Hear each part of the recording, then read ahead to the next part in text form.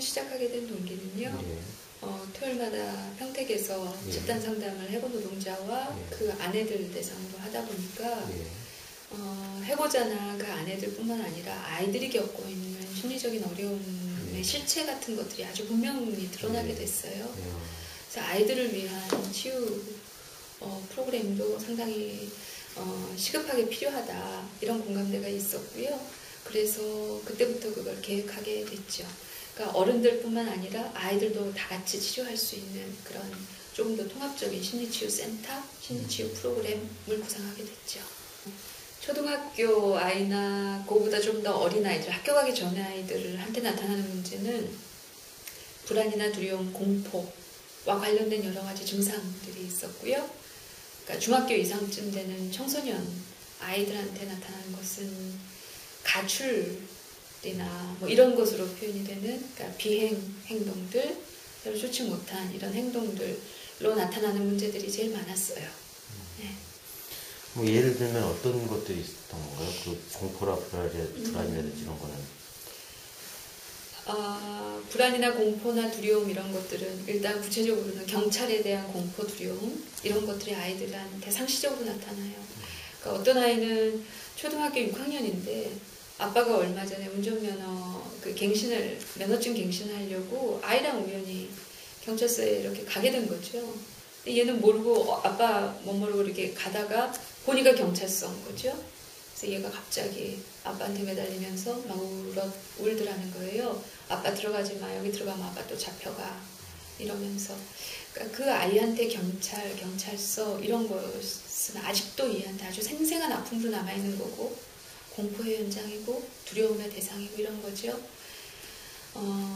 6살짜리 꼬마가 있는데 걔는 파업한 이후에 옷을 입으면 항상 허리춤에다가요, 그 아이들 허리띠 같은 건데요. 아이들 저 남자애들 무슨 뭐 카우보이 같은 놀이 같은 거 할 때 차는 그런 허리띠가 있었던 모양이에요. 파업 이후에 그걸 1년 반 동안 안 풀어놓는다는 거죠. 바지만 입으면 6살짜리가 그걸 딱 차고 여기 장난감 총, 여기 장난감 칼, 젓가락, 꼬챙이 이런 것들을 다 꼽는데요. 그러다가 아빠 때린 사람들, 그러니까 경찰이죠. 경찰한테 아빠가 짓밟히는 걸 얘가 다 현장에서 본 거죠. 아빠 괴롭힌 경찰들 보면 자기가 뒤에서 이걸 가지고 찔러주겠다. 그런 얘기를 6살짜리 아이가 하는가 하면, 뭐 그런 식의 불안이나 공포나 두려움, 뭐 이런 것들이 많이 보였어요. 어떤 애는 해 만지면 아빠한테 30분마다 한 번씩 전화를 한대요.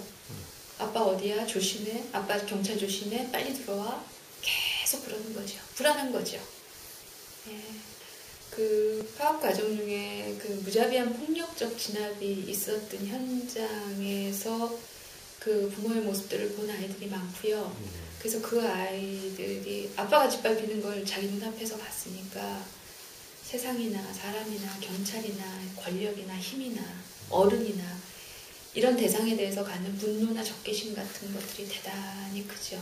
그래서 부모가 통제가 안 될 정도로 그렇게 그런 것들이 큰 아이들이 많고요. 그리고 또 하나는 한 2년 동안에 지역사회 안에서, 그러니까 학교 선생님이라든지 뭐 이런 분들이, 주변의 어른들이 자기 아빠가 속한 이 집단, 해고 노동자들, 파업하는 이 사람들에 대해서 이야기하고 뭐 견해를 얘기하는 이런 학교에서도 아이들한테 선생님들이 그런 얘기들을 뭐 하게 되지 않았겠어요. 그렇죠. 같은 지역 아니니까.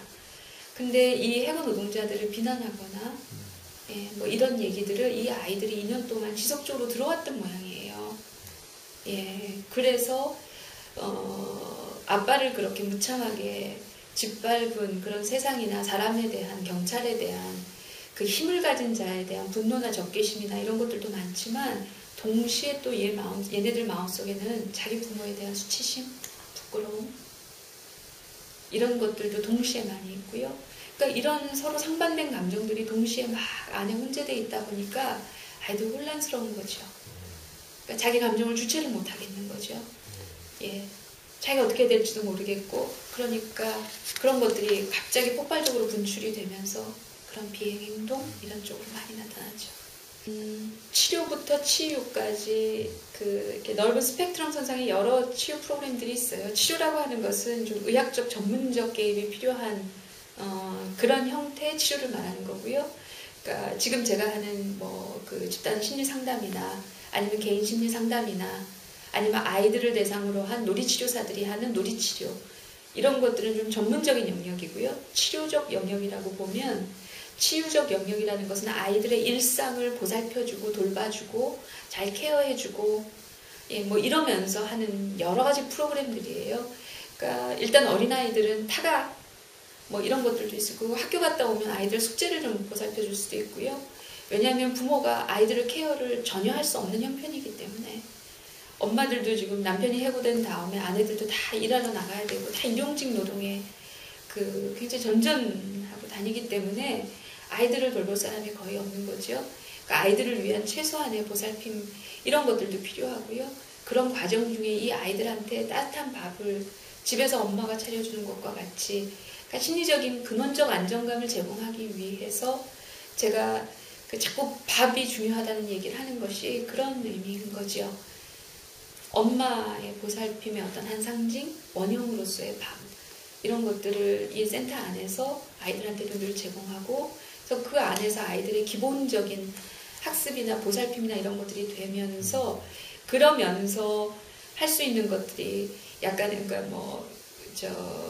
의사나 놀이치료사들이 하는 전문적인 치료가 아니어도 지금 약간 미술치료사나 미술치료를 통해서 이 아이들의 상처를 부분적으로 도와줄 수도 있고요. 연극을 통해서도 도와주는 그런 방법이 있고, 음악을 통해서도 있고요. 그리고 조금 큰 아이들 같은 경우에는 치료자까지는 아니어도 약간의 멘토가 될 수 있는 형이나 누나나 언니나 오빠나 이런 대상이 아이들한테, 청소년인 경우에는 있어주는 것, 이런 것들이 아이들의 심리적인 안정감에는 대단히 중요하거든요. 그러니까 그런 멘토 시스템이 가능한 그런 프로그램들, 이런 여러 가지 치유 프로그램들이 있죠. 쌍용차에 와서 이런 문제에 대해서 심리 상담을 하기 시작하고, 이 사람들이 이제 조금 편안해지고 좋아지고 삶이 조금 여유가 생기고 한숨 돌리게 되고 죽고 싶었는데 그런 마음을 좀 내려놓게 되고, 이런 사람들이, 그 노동자들이 요즘하게는 연대를 하기 때문에 한진에도 가고, 이 노동자들이 강정에도 가고, 여러 사업장 유성기업에도 가고 같이 막 이러잖아요. 이러면서 심리 상담을 했던 것에 대한 경험, 이런 것들을 여러 사람들하고 많이 공유를 했던 것 같아요. 그러다 보니까 전국에서 연락이 와요. 그러니까 이런 사업장들이 너무 많아요.